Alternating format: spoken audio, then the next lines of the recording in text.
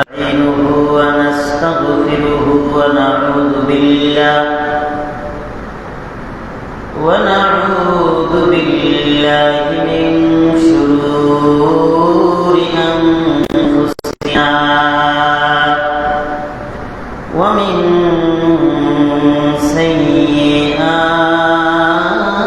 سيئات أعمالنا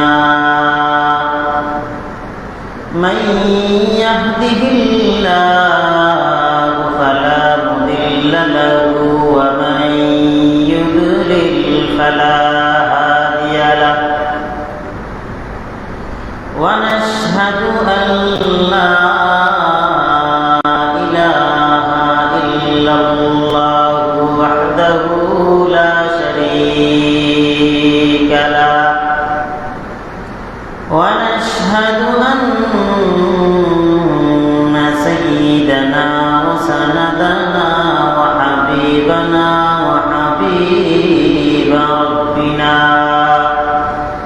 وطبيبنا وطبيب قلوبنا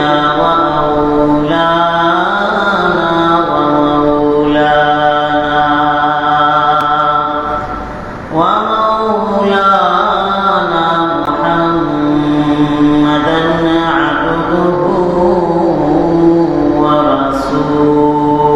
ورسوله صلى الله عليه وعلى آله وصحبه وسلم تسليما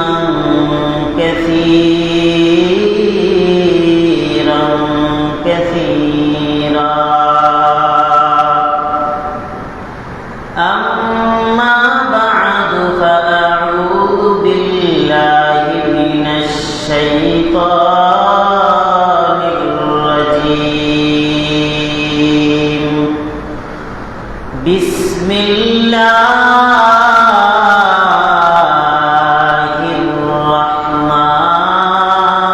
الرحمن الرحيم اقرأ باسم ربك الذي خلق الإنسان من علق اقرأ وربك الأكرم الذي علم بالقلم علم الإنسان ما لم يعلم عن أبي هريرة رضي الله تعالى عنه قال النبي صلى الله عليه وآله وسلم من سلك طريقا يلتمس فيه علما سهل الله له به طريقا إلى الجنة أو كما قال النبي عليه الصلاة والسلام صدق الله مولانا العظيم وصدق رسوله النبي الأمي الكريم ونحن على ذلك لمن الشاهدين والشاكرين والذاكرين والحمد لله رب العالمين تو दिल में तू आता है समझ में नहीं आता तो दिल में तू आता है समझ में नहीं आता बस जान लिया मैं तेरे पहचान ही है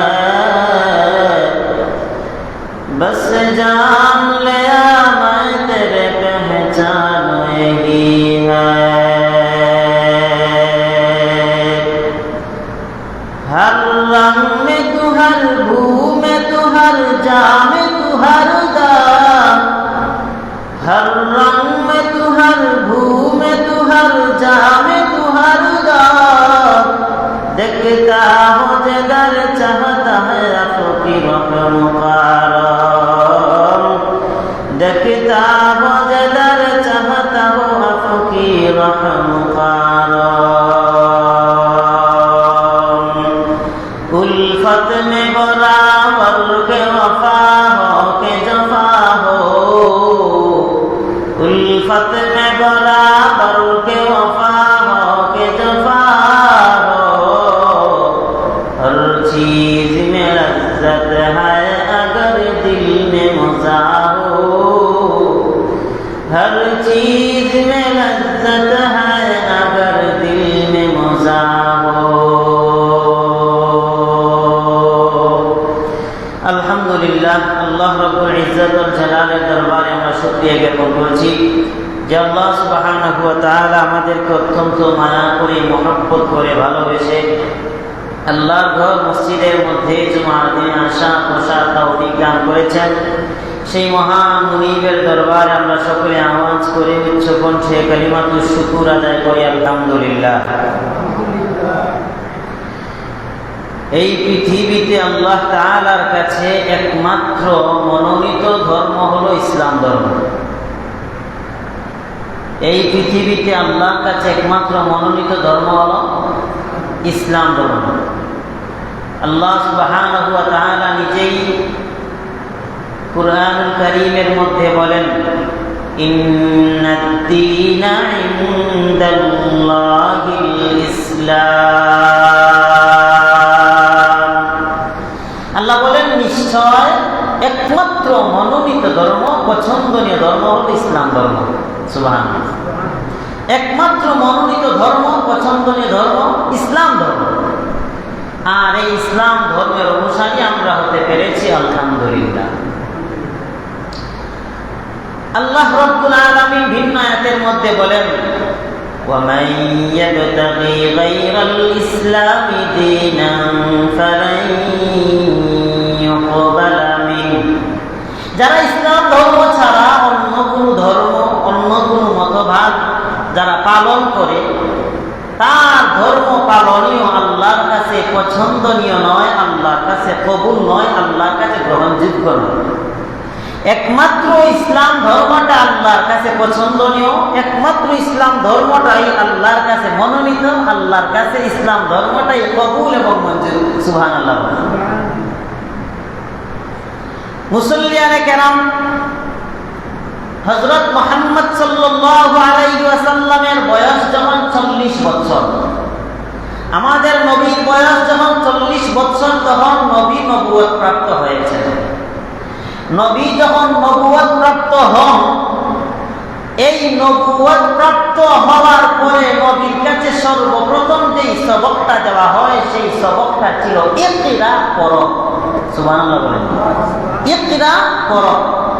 তাহলে ইসলামের সর্বপ্রথম শিক্ষা হলো পড়ো। ইসলামের সর্বপ্রথম শিক্ষা হলো পড়ো।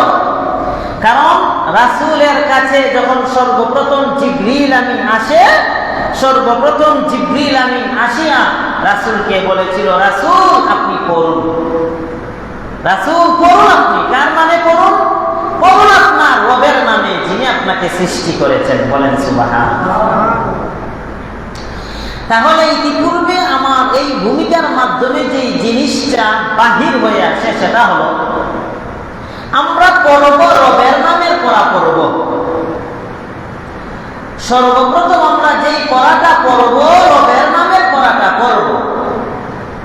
দ্বীনি ইসলাম, যেই পড়ার মধ্যে ইসলাম আছে, সেই পড়াটা আমরা পড়ব। দ্বীনের শিক্ষাটা আমরা গ্রহণ করব, ইলমে দ্বীন আমরা হাসিল করব, তাফাক্কুহ ফিদ্দীন আমরা হাসিল করব। আমার ভূমিকা থেকে এটাই বোঝা যায়, আজকের বয়ানটা হবে দ্বীন ও ইসলামের উপর। ইলমে দ্বীন হাসিল করার মাহাত্ম্য কি, মর্যাদা কি, সেটার উপর। মুসল্লিয়ানে কেরাম, দ্বীন ইসলামের দুইটি স্তর বা ভাগ আছে। দ্বীন ইসলামের দুইটি স্তর, তোর মধ্যে একটা হলো ফরজে কিফায়া আর একটা হলো ফরজে আইন। একটা হলো ফরজে আইন আর একটা হলো ফরজে কিফায়া। ফরজে আইন কোনটা হলো যেমন নামাজ, ফরজে আইন হলো রোজা, ফরজে আইন হলো যাকাত। নামাজ পড়াটা যেভাবে ফরজ, নামাজ সম্পর্কে জ্ঞান হাসিল করাটাও ফরজ। যাকাত দেওয়াটা যেভাবে ফরজ, যাকাত কেমনে দিতে হবে, কতটুকু সম্পদ হলে যাকাত দিতে হবে ওই সম্পর্কে জ্ঞান রাখাটাও ফরজ। রোজা রাখা যেভাবে ফরজ, কেমনে রোজা রক্ষা করা যায়, কেমনে রোজাটা ভঙ্গ হয়ে যায় এই সম্পর্কে জ্ঞান থাকাটাও ফরজ। তাহলে এই সম্পর্কে জ্ঞান আমাদের প্রত্যেকের থাকতে হবে, সবার থাকতে হবে, ফরজে আইন সবার জন্য। এমন সম্পর্কিত একটি হাদিসও সচরাচর ছোট ছোট বাচ্চারা পর্যন্ত এই হাদিসটা জানে, সেটা হলো তালাবুল ইলমি ফারিদাতুন আলা কুল্লি মুসলিম। ছোট ছোট বাচ্চারা এই হাদিসটা অনেকের মুখস্থ, এমনকি ছোট ছোট বাচ্চা যারা মাদ্রাসায় পড়ালেখা করে তাদেরকে এই হাদিসটাও শিক্ষা দেওয়া হয়। তালাবুল ইলমি ফারিদাতুন আলা কুল্লি মুসলিম, দ্বীনি ইলম শিক্ষা করা প্রত্যেক মুসলমান নর নারীর জন্য ফরজ। দ্বীনি ইলম শিক্ষা করা প্রত্যেক মুসলমান নর নারীর জন্য ফরজ। আরেকটা হলো ফরজে কিফায়া। ফরজে কিফায়া যদিও স্বতন্ত্র ভাবে, যদিও এককভাবে আলাদা আলাদা ভাবে প্রত্যেকের উপর ফরজ নয়, কিন্তু সমষ্টিগতভাবে সকলের উপর ফরজ। কথাটা আরেকটু ভালো করে বুঝেন, এককভাবে প্রত্যেকের উপর আলাদা আলাদা ফরজ নয়, কিন্তু সমষ্টিগতভাবে সকলের উপর ফরজ। যেমন কিভাবে, এই যে রামাদানে যেভাবে ওই যে ইতিকাফ পালন করা হয়, ইতিকাফ গ্রামের সবাই যদি ইতিকাফ পালন না করে, কোনো একজন গ্রামের সবার মধ্যে কোনো একজন যদি আদায় না করে সবাই গুনাহগার, আর একজন যদি আদায় করে সারা গ্রামবাসী গুনাহ থেকে বেঁচে যায়। তাহলে আলাদা আলাদা ভাবে সকলের উপর ফরজ নয়, সমষ্টিগতভাবে সকলের উপর ফরজ। মুসল্লিয়ানে কেরাম এরকম একটা ইলম, এরকম একটা জ্ঞান হলো দ্বীনি ইলম শিক্ষা করা। গ্রামের সবাই দ্বীনি ইলম শিক্ষা করতে হবে ব্যাপারটা এমন নয়। হ্যাঁ, প্রত্যেক মুসলমানের জন্য সে নিজেকে মুসলমান দাবি করতে হলে, সে নিজেকে ইমানদার দাবি করতে হলে প্রাথমিক তার জ্ঞান থাকা লাগবে, এটা সবার জন্য খরচ। যেমন ঈমান, আকীদা, নামাজ, রোজা, এই যে বিষয়গুলো, এগুলো আমাদের প্রত্যেকেরই জানা দরকার। কিন্তু শরীয়তে ইসলাম তাফাক্কুহ ফিদ্দীন, দ্বীনের পরিপূর্ণ জ্ঞান সকলের জন্য জানা জরুরি নয়। সকলের পক্ষ থেকে কিছু সংখ্যক যদি জেনে যায় আর তাদের কাছ থেকে অন্যান্যরা শিখে নিবে, অন্যান্যরা জেনে নিবে। আপনারা কথাটা ভালো করে বোঝার চেষ্টা করেন। আপনাদের পূর্ণ গ্রাম থেকে সবাই দ্বীনের ইলম শিক্ষার জন্য কোথাও যাওয়ার দরকার নেই। আপনাদের পূর্ণ গ্রাম থেকে যদি চারজন পাঁচজন যদি দ্বীনের ইলম শিক্ষার জন্য কোনো দ্বীনি প্রতিষ্ঠানে যায়, সে যদি দ্বীনের ইলম অর্জন করে, শরীয়তের জ্ঞান অর্জন করে, সে যদি তার গ্রামের মধ্যে আসে, তখন তার কাছ থেকে গ্রামের অন্যান্যরা শিখে নেওয়া। তাহলে সবাই দ্বীনের ইলম শিখার জন্য যাওয়ার দরকার নাই। কিছু সংখ্যক যদি গিয়া দ্বীনের ইলম শিখে নেয়, তাদের কাছ থেকে গ্রামের অন্যান্যরা যদি শিখে নেয়, তাহলেই হয়ে যাবে। এটাই আল্লাহ রাব্বুল আলামিন তার মহাগ্রন্থ আল কুরআনের মধ্যে বলেন। আল্লাহ বলেন, ফালাউলা নাফারা মিন কুল্লি ফিরকাতিন মিনহুম তাইফাতুল লিয়াতাফাক্কাহু ফিদ্দীন। আল্লাহ রাব্বুল আলামিন বলেন যে তোমাদের মধ্যে বড় বড় দল হতে কিছু ছোট ছোট দল কিসের জন্য? দ্বীনের জ্ঞান, তাফাক্কুহ ফিদ্দীন, দ্বীনের বুঝ অর্জন করার জন্য বড় বড় দল হতে কিছু ছোট ছোট দল বাহির হয়ে যায় না কেন? যদি যায় তাহলে কি হবে? ওয়ালিয়ুনযিরু কওমাহুম ইযা ইলাইহিম, যখন সে দ্বীনের জ্ঞান অর্জন করে সে তার গ্রামের মধ্যে ফিরে আসবে, তার শিক্ষা জ্ঞানের মাধ্যমে তার গ্রামকে সতর্ক করবে, তার গ্রামকে সঠিক দ্বীন বুঝাইবে, সঠিক জ্ঞান তাদেরকে দান করবে, লাআল্লাহুম ইয়াহদারুন, এতে করে তারা নিজেরাও সতর্ক হইতে পারবে। এই জায়গা থেকে, এই আয়াত থেকে প্রমাণিত হয় যে গ্রামে কিছু সংখ্যক মানুষ দ্বীনের ইলম শিখার জন্য দ্বীনি প্রতিষ্ঠানে যাওয়াটা ওয়াজিব। সবাই যে দ্বীনের ইলম শিখতে হবে বিষয়টা এমন না। কিছু সংখ্যক যদি দ্বীনের ইলম শিখার জন্য চলে যায়, বাকিরা তাদের কাজকর্ম, তাদের যেই প্রত্যেকে যে কাজকর্ম আছে তারা তাদের গ্রামের মধ্যে তাদের কাজকর্ম করলো, আর কিছু সংখ্যক দ্বীনের ইলম শিখার জন্য বাহিরে গেল। তারা দ্বীনের ইলম শিখিয়া যখন গ্রামে আসবে, গ্রামের লোকদেরকে তার শিক্ষা দ্বীনের ইলম প্রচার করবে, আর এখান থেকে গ্রামের মানুষ সতর্ক হয়ে যাবে। এটাই আল্লাহ তাআলার পদ্ধতি। মুসল্লিয়ানে কেরাম, এবার বুঝেন দ্বীনি ইলমের ফজিলত। আল্লাহ সুবহানাহু ওয়া তাআলা তার কালামের মধ্যে দ্বীনের ইলম শিক্ষা কতটুকু মর্যাদা, কতটুকু ফজিলতের কাজ আল্লাহ রাব্বুল আলামিন এটাই তার কালামের মধ্যে বলেন। আল্লাহ তাআলা সূরা মুজাদালার মধ্যে আল্লাহ বলেন, ইয়ারফাইল্লাহুল্লাযীনা আমানু মিনকুম ওয়াল্লাযীনা উতুল ইলমা দারাজাত, উতুল ইলমা দারাজাতিন ওয়াল্লাহু বিমা তা'মালুনা খাবীর।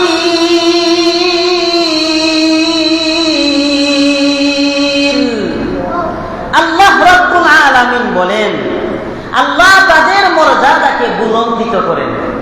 আল্লাহ তাআলা তাদের মর্যাদাকে বুলন্দিত করবেন। কাদেরকে? আমানু, আল্লাযীনা আমানু মিনকুম, তোমাদের মধ্যে যারা ঈমান এনেছে। 2 নাম্বার, ওয়াল্লাযীনা উতুল ইলমা, এবং যারা দ্বীনের ইলম অর্জন করেছে। আল্লাহ বলেন দারাজাত, আমি আল্লাহ তার মর্যাদা বুলন্দিত করব। আরে সুবহানাল্লাহ, জুড়ে বলেন, কথা ভালো করে বুঝেন। আল্লাহ বলেন যারা তোমাদের মধ্যে যারা ঈমান আনবে। 2 নাম্বার, তোমাদের মধ্যে যারা দ্বীনের জ্ঞান অর্জন করবে, আমি আল্লাহ তাদের মর্যাদা বহু গুণে বাড়াইয়া দিব। সুবহানাল্লাহ বলেন। আল্লাহ এই জায়গায় বলেন নাই যে আমি 1 গুণ বাড়াইব, আল্লাহ বলেন নাই যে আমি 2 গুণ বাড়াইব। আল্লাহ শব্দ ব্যবহার করেছেন বহুবচন, দারাজাত। দারাজাতুন একবচন, দারাজাত বহুবচন। আল্লাহ বহুবচন ব্যবহার করে বলেন আমি আল্লাহ তাদের মর্যাদা বহুগুণে বাড়াইয়া দেব। সুবহানাল্লাহ। মুসল্লিয়ানে কেরাম, তাহলে এখন চিন্তা করেন এই আয়াত থেকে দ্বীনের ইলম অর্জন করা, দ্বীনের জ্ঞান অর্জন করা কতটুকু মর্যাদা, কতটুকু ফজিলত। এরপরে আল্লাহ সুবহানাহু ওয়া তাআলা উনার হাবিব, উনার বন্ধুকে জীবনে কখনো বলেন নাই যে হাবিব আপনি আমার কাছে ধন সম্পদ চান। আল্লাহ তার হাবিবকে বলেন নাই আমার কাছে আপনি বিল্ডিং চান, আমার কাছে আপনি টাকা পয়সা চান, বিশাল ধন সম্পদ চান। কিন্তু আল্লাহ তার হাবিবকে বলেছেন, হাবিব আমার কাছে আপনি জ্ঞান বৃদ্ধির জন্য দোয়া করেন। সুবহানাল্লাহ বলেন। এজন্যই তো আল্লাহ বলেন ওয়াকুল রাব্বি জিদনি ইলমা।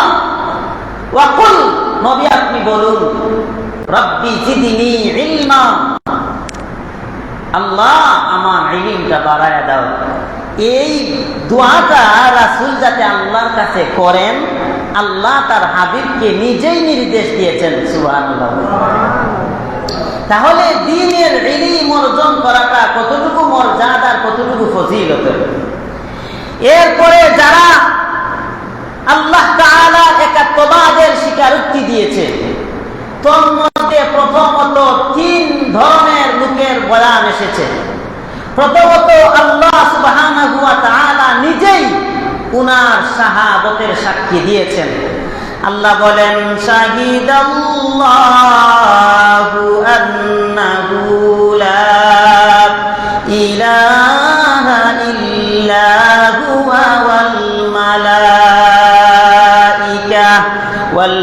মালাইকাতু ওয়া উলুল ইলমি কাইমান বিল কিসত লা ইলাহা ইল্লা হুয়াল আজিজুল হাকীম। আমার মুসল্লিয়ানে কেরাম ভালো করে বুঝার চেষ্টা করেন, এই জায়গার মধ্যে আল্লাহ তাআলা নিজ একাত্মবাদের সাক্ষী হিসাবে তিনজনের নাম উল্লেখ করেছেন। এক নাম্বার আল্লাহ বলেন শাহিদাল্লাহ, আল্লাহ নিজেই সাক্ষী দেয়, লা ইলাহা ইল্লাহু, আল্লাহ ছাড়া আর কোনো ইলাহ নাই, আল্লাহ ছাড়া আর কোনো মাবুদ নাই, আল্লাহ ছাড়া ইবাদত পাওয়ার উপযুক্ত আর কেউ নাই। এই সাক্ষীটা সর্বপ্রথম আমার আল্লাহ নিজের বেলায় দিয়েছেন, সুবহানাল্লাহ বলেন। এরপরে আল্লাহ বলেন ওয়াল মালাইকা, দুই নাম্বার ফেরেশতারা সাক্ষী দিয়েছে। কি সাক্ষী দিয়েছে? আল্লাহ ছাড়া আর কোনো ইলাহ নাই, আল্লাহ ছাড়া আর কোনো মাবুদ নাই, এই জমিনের মধ্যে ইবাদত চলবে একমাত্র আল্লাহর, আল্লাহ ছাড়া কারো ইবাদত চলবে না। এরপরে তিন নম্বরে যাদের নাম বর্ণনা করা হয় তারা হলো উলুল ইলম, যারা ইলম অর্জন করেছে, যারা দ্বীনের জ্ঞান অর্জন করেছে, দ্বীনের সমঝ অর্জন করেছে। আমার আল্লাহ তাদের বেলায় বলেন তারাও আমি আল্লাহ একজন সাক্ষী দিয়েছে। জুড়ে বলেন সুবহানাল্লাহ। আরেকটা সাক্ষী দিয়েছে কাইমান বিল কিসত, এই যে পৃথিবীটা এত সুন্দর করে আল্লাহ সাজাইলেন, এই যে পৃথিবীটা আল্লাহ এত চমৎকার ভাবে আল্লাহ এই পৃথিবীটাকে আল্লাহ চালিয়ে নিয়ে যাচ্ছেন, আদল ইনসাফ সবকিছু কায়েম করে আল্লাহ পৃথিবী এই ভুবনটাকে আল্লাহ পরিচালনা করছেন, এটার সাক্ষী সর্বপ্রথম আল্লাহ নিজেই দিয়েছেন। দুই নম্বরে ফেরেশতারা দিয়েছে, তিন নাম্বার যারা দ্বীনের জ্ঞান অর্জন করেছে তারাই দিয়েছে। বলেন সুবহানাল্লাহ। আমার মুসল্লিয়ানে কেরাম, তাহলে এই জায়গার মধ্যেও দেখেন আল্লাহ সুবহানাহু ওয়া তাআলা ইলমে দ্বীনের গুরুত্ব বয়ান করেছেন, ইলমে দ্বীন কতটুকু মর্যাদাবান সেই বয়ান করেছেন। এরপরে আল্লাহ রাব্বুল আলামিন আরেকটা আয়াতের মধ্যে বলেন কুল হাল ইয়াস্তাউিল্লাযীনা ইয়া'লামুনা ওয়াল্লাযীনা লা ইয়া'লামুন।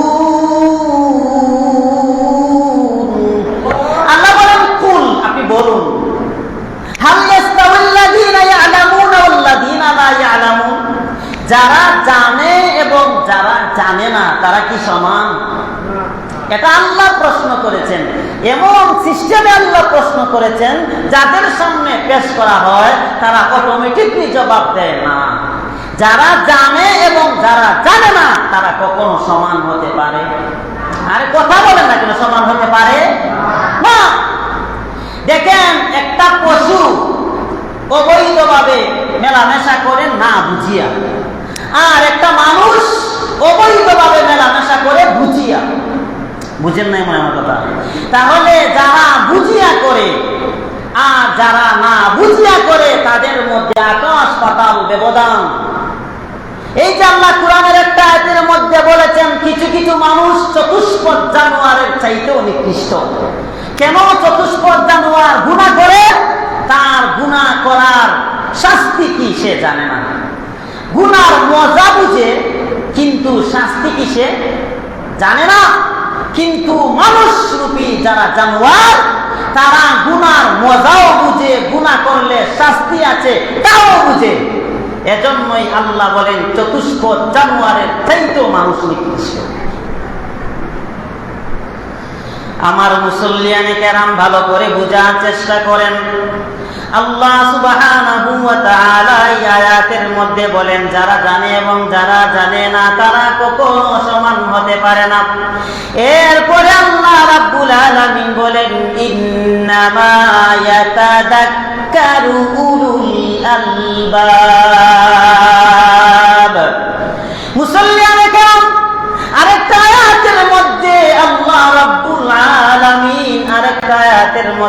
বলেন ওয়াতিলকাল আমসালু নাদরিবুহা লিন-নাস ওয়া মা ইয়াকিলুহা ইল্লাল আলিমুন।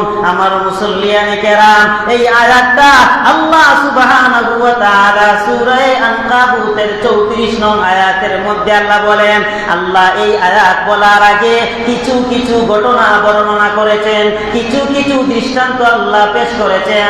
ঘটনা বর্ণনা করিয়া, দৃষ্টান্ত পেশ করিয়া আল্লাহ শেষে বলেন ওয়া মা ইয়াকিলুহা ইল্লাল আলিমুন। আমার আলেম যারা, আমার জ্ঞানবান লোক যারা, তারাই কেবল আমার এই দৃষ্টান্ত বুঝবে, তারাই কেবল আমার উদাহরণটা বুঝবে। যারা জাহেল, যারা মূর্খ, তারা কখনো আমার দৃষ্টান্ত বুঝবে না। এই আয়াতের মধ্যেও আল্লাহ সুবহানাহু ওয়া তাআলা তার ইলম ওয়ালা আলিমের মর্যাদার বয়ান করেছেন। ভিন্ন আয়াতে আমার আল্লাহ বলেন ইন্নামা ইয়াখশাল্লাহা মিন ইবাদিহিল উলামা। মুসল্লিয়ানে কেরাম, আল্লাহ রাব্বুল আলামিন নিজেই তার কোরআনের মধ্যে বলেন আমার আলেম যারা, আমার জ্ঞানবান লোক যারা, দ্বীনের ইলম যারা পরিপূর্ণ রাখে, তারা আমি আল্লাহকে বেশি ভয় করে। আমার মুসল্লিয়ানে কেরাম, এখন আপনাদের নজরে আপনারা যদি দেখেন কোন আলেম সে নিজেকে আলেম দাবি করে, আবার সমাজের নিকৃষ্ট কাজের সাথে জড়িত, নিজেকে আলেম দাবি করে, আবার দেখা যায় সমাজের একদম গর্বিত কাজের সাথে জড়িত, আল্লাহর কসম, আল্লাহর ব্যাখ্যা অনুযায়ী সে আলেম হতে পারে না। আল্লাহর ব্যাখ্যা অনুযায়ী যারা আলেম, তারা কখনো নিকৃষ্ট কাজে জড়িত থাকবে না। যারা জড়িত থাকবে আল্লাহর ব্যাখ্যা অনুযায়ী তারা আলেম নয়। যারা সর্বদিকে নিজেকে হেফাজতে রাখে, আমার আল্লাহ বলে ওই আলেমরাই আমি আল্লাহকে বেশি ভয় করে।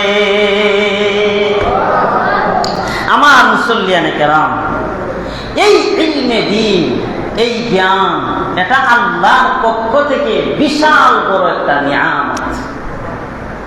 হযরত মূসা আলাইহিস সালাতু ওয়াস সালামকে একজন প্রশ্ন করেছিল, মূসা পয়গম্বর সবচেয়ে জ্ঞানী লোকটাকে? মুসল্লিয়ানে কেরাম একটু বুঝার চেষ্টা করেন, সবচেয়ে জ্ঞানী লোকটাকে একটু বলেন। মূসা নবীকে প্রশ্ন করেছিল, আর মূসা নবী একদম আল্লাহর কাছে সুপর্দ না করে তিনি ডাইরেক্ট বলে দিয়েছিলেন সবচেয়ে জ্ঞানী লোক হলাম আমি। মূসা নবী ডাইরেক্ট বলে দিয়েছেন সবচেয়ে জ্ঞানী লোক আমি। উনার দৃষ্টিতে, যেহেতু উনার জামানার নবী উনি ছিলেন, উনার দৃষ্টিতে আমার চেয়ে বড় ইলমওয়ালা আর কে হতে পারে, আমার চেয়ে বড় ইলমওয়ালা আলিম আর কে হতে পারে। উনি ডাইরেক্ট এমন জবাব দিয়ে দিয়েছেন। তখন আল্লাহ রাব্বুল আলামিন এটা পছন্দ করলেন না। আল্লাহ এটা পছন্দ না করে মূসাকে জানায় দিলেন, মূসা রে, তোমার চাইতেও জ্ঞানী লোক আমি আল্লাহ রেখে দিয়েছি। সুবহানাল্লাহ বলেন। এবার মূসা নবীর মনের ভিতরে একটা প্রশ্ন জাগলো, হায় হায়, আমার চাইতেও জ্ঞানী লোক আর কোথায় আছে? মুসল্লিয়ানে কেরাম, এবার আল্লাহ রাব্বুল আলামিন মূসা নবীকে জানায় দিলেন, ও মূসা, তুমি যদি তোমার চাইতে জ্ঞানী লোককে তুমি দেখতে চাও, তোমার চাইতে জ্ঞানী লোক কোথায় আছে যদি তুমি জানতে চাও, তাহলে তুমি সফর শুরু করিয়া দাও। যেই জায়গার মধ্যে দেখবে দুইটা নদী এক জায়গার মধ্যে সে মিলিত হয়েছে, অর্থাৎ দুই নদীর সংযোগস্থল, দুইটা নদী যেই জায়গার মধ্যে দেখবে তুমি মিলিত হয়ে গেছে, ওই জায়গার মধ্যে সবচেয়ে বড় ইলমওয়ালা আমি আল্লাহ রেখে দিয়েছি। সুবহানাল্লাহ বলেন। উনি বলেন হযরতে খিজির আলাইহিস সালাতু ওয়াস সালাম। উনাকে খিজির, খুজির, খাজির তিনটা শব্দে লুগাতের মধ্যে ব্যবহার করা যায়। উনি যেই জায়গার মধ্যে দাঁড়াইতেন ওই জায়গার পূর্ণটা আশেপাশ সবুজ হয়ে যাইত, এজন্য ওনাকে খিজির বলা হয়। আমার মুসলমানে কেরাম, এটা আল্লাহ রাব্বুল আলামিন তার সূরা কাহফের মধ্যে আল্লাহ বলেন, ফাওয়াজাদা আবদাম মিন ইবাদিনা আতাইনাহু রাহমাতাম মিন ইনদিনা ওয়া আল্লামনাহু মিন লাদুন্না ইলমা। এই জায়গার মধ্যে আল্লাহ উনার পক্ষ থেকে জ্ঞান দিয়েছেন, এটার ক্ষেত্রে রহমত শব্দ ব্যবহার করেছেন। আবার আল্লাহ রাব্বুল আলামিন ইলমের ক্ষেত্রে লাদুন্না শব্দ ব্যবহার করেছেন। রাহমার পরে যেই ইনদা শব্দ ব্যবহার করেছেন, এই ইনদা শব্দের অর্থ হলো নিকটে। আবার ইলমার পরে যেই লাদুন্না শব্দ ব্যবহার করেছেন, এটার অর্থ হলো নিকটে। ইনদা অর্থ নিকটে, লাদুন্না অর্থ নিকটে। কিন্তু আল্লাহ রাব্বুল আলামিন ইলমের ক্ষেত্রে লাদুন্না ব্যবহার করেছেন আর রহমতের ক্ষেত্রে ইনদা শব্দ ব্যবহার করেছেন। এর কারণটা কি মুসল্লিয়ানে কেরাম ভালো করে বুঝেন। মনে করেন রাস্তার মধ্যে আপনি একজনের সাথে চলাচল করতেছেন, আপনাকে একজন জিজ্ঞেস করলো, ভাই আপনার ধন সম্পদ কেমন আছে? আপনি জবাব দিলেন, আমার অনেক ধন সম্পদ আছে। কথাটা বুঝেন? একজন আপনাকে বললো, ভাই আপনার ধন সম্পদ কেমন আছে? আপনি বললেন, আমার ধন সম্পদ অনেক বেশি আছে। আচ্ছা, আপনি যে বললেন আমার ধন সম্পদ অনেক বেশি আছে, এই বেশি আছে শব্দটার অর্থ আপনার পকেটে ধন সম্পদ আছে নাকি আপনার বাড়িতে আছে? কথা বুঝেন না মনে হয়। আপনি একজনকে বললেন আমার ধন সম্পদ অনেক বেশি আছে, রাস্তার মধ্যে একজনকে বললেন, এর অর্থ কি ধন সম্পদ আপনার সাথে নাকি আপনার বাড়িতে? আচ্ছা বলেন, রাস্তা থেকে আপনার বাড়ি দূরে না কাছে? দূরে। দূরে। আবার একজন আপনাকে বললো, ভাই আপনার পকেটে টাকা আছে? আপনি বলেন, হ্যাঁ আমার পকেটে এখন অনেক টাকা আছে। এখন বলেন, এই পকেটের টাকা কাছে না দূরে? কাছে। আল্লাহ রহমত শব্দের সাথে এই যে ফাওয়াজাদা আবদাম মিন ইবাদিনা আতাইনাহু রাহমাহ, আল্লাহ রহমত শব্দের পরেই রাহমাতাম মিন ইনদিনা, রহমত শব্দের পরেই আল্লাহ ইনদা শব্দ ব্যবহার করেছেন। এখানে রহমতটা নিকটে বুঝাইছেন। আবার শেষে লাদুন্না ইলমা, ইলমের সাথে লাদুন্না শব্দ ব্যবহার করেছেন।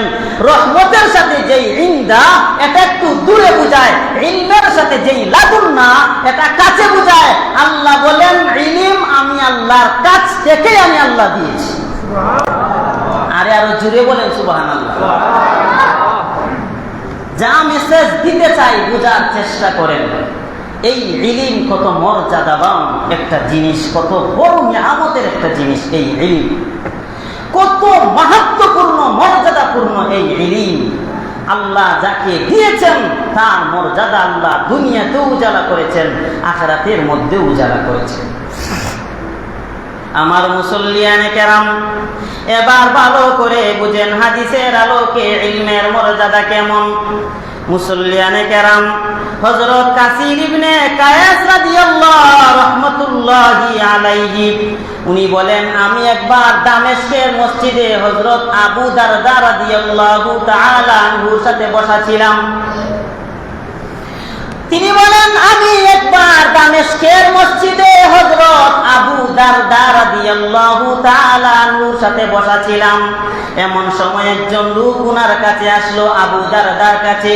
আবু দারদার কাছে আসিয়া বলল, ও আবু দারদা, আমি অনেক দূর থেকে আমি তোমার কাছে সফর করে এসেছি। আমাকে তুমি, আমি শুনেছি তোমার কাছে নবী নাকি একটা হাদিস বর্ণনা করে গিয়েছেন। এই হাদিসটা আমি শুনতে পারলাম না, এই হাদিসটা আমি জানতে পারলাম না। আবু দারদা গো, এই হাদিসটা তুমি একটু আমাকে জানায়া দাও। আল্লাহু আকবার, আল্লাহু আকবার। একটা হাদিস জানার জন্য শত শত শত শত মাইল সফর করে তিনি চলে গেছেন। এরপর মুসলমানে কেরাম, এবার আবু দারদা এই আগন্তুক লোকটাকে প্রশ্ন করলেন, তুমি কি তিজারা, তুমি কি ব্যবসা করার জন্য এই জায়গায় এসেছো? তিনি বলেন, লা লা, আমি ব্যবসা করার জন্য এই জায়গার মধ্যে আসি নাই। এরপরে তিনি জিজ্ঞেস করলেন, ওয়ালা জাআবিকা গায়রু, তুমি কি ব্যবসা ছাড়া অন্য কোনো উদ্দেশ্যে এই জায়গার মধ্যে এসেছো? তিনি বলেন, না না, আমি ব্যবসা ছাড়া অন্য কোনো উদ্দেশ্য এই জায়গার মধ্যে আসি নাই, একমাত্র জ্ঞান শিখবো, একমাত্র তোমার কাছ থেকে নবীর হাদিসটা জানবো বলে তোমার কাছে এসেছি। এবার আবু দারদা জানিয়ে দিলেন, সামি'তু রাসূলুল্লাহি সাল্লাল্লাহু আলাইহি ওয়াসাল্লাম ইয়াকুল, আমার নবীর কাছ থেকে আমি শুনেছি রে, আমার মায়ার নবী বলে দিয়েছেন, মান সালাকা তরিকান ইয়ালতামিসু ফীহি ইলমা সাহালাল্লাহু লাহু বিহি তরিকান ইলাল জান্নাহ। আমার মায়ার নবী জানিয়ে দিয়েছেন, যারা জ্ঞান শিখার জন্য আল্লাহর রাস্তায় বাহির হয়ে যায়, আমার আল্লাহ তাকে জান্নাতে যাওয়ার রাস্তা সহজ বানায়া দেয়। আর সুবহানাল্লাহ। এরপরে মায়ার নবী এই হাদিসটা বর্ণনা করেন। আবু দারদা বলেন শুধু এখানেই শেষ নয়, আমার মায়ার নবী বলে দিয়েছেন ইন্নাল মালাইকাতা লা তাদাউ আজনিহাতাহা রিদান লিতালিবিল ইলমি। আমার মায়ার নবী বলে দিয়েছেন যারা দ্বীনি ইলম শিখার জন্য ঘর থেকে বাহির হয়ে চলে যাবে, ফেরেশতারা বলে ও তালিবুল ইলম, জ্ঞান অন্বেষণকারী ছাত্র, আমি তোমার নিচে ডানা বিছায়া দিলাম, তোমার সম্মানিত পাটা আমার উপরে দিয়া আমি ফেরেশতাকে তুমি মর্যাদাবান বানায়া দাও। মুসল্লিয়ানে কেরাম, তাহলে এই জায়গার মধ্যে দেখেন ফেরেশতা পর্যন্ত তারা ডানাটা বিছায়া দেয়। এই কথাটা পৃথিবীর আর কোনো মন্ত্রীর বেলায় বলা হয় নাই, কেবলমাত্র তালিবুল ইলম যারা জ্ঞান অন্বেষণকারী ছাত্র তাদের বেলায় বলা হয়েছে।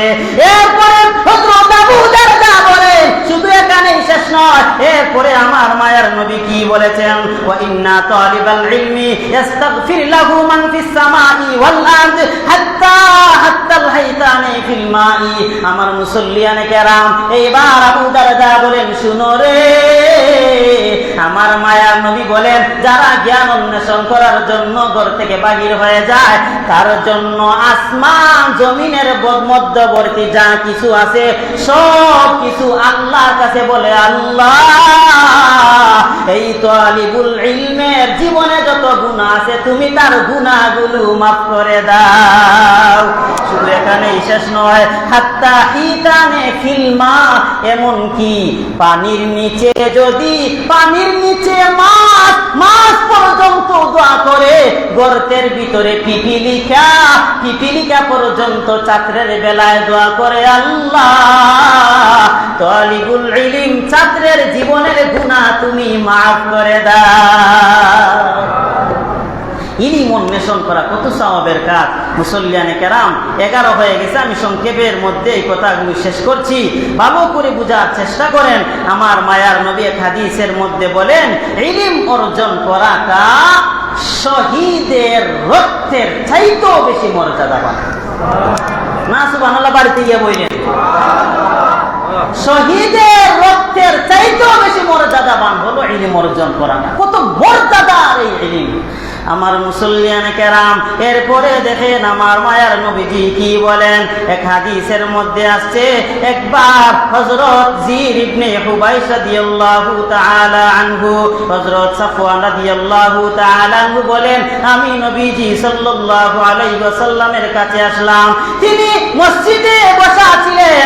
এমন সময় আমি তাকে বললাম ইয়া রাসূলুল্লাহ, আমি আপনার কাছে ইলম শিখার জন্য আসছি, ভালো করিয়া বুঝেন। হযরত নবী আকরাম সাল্লাল্লাহু আলাইহি ওয়াসাল্লামের কাছে হযরত সাফওয়ান গেছেন এমন হালতে যে নবী মসজিদের মধ্যে বসা। নবীকে গিয়া বলেন নবী গো, আমি আপনার কাছে ইলম শিখার জন্য আসছি।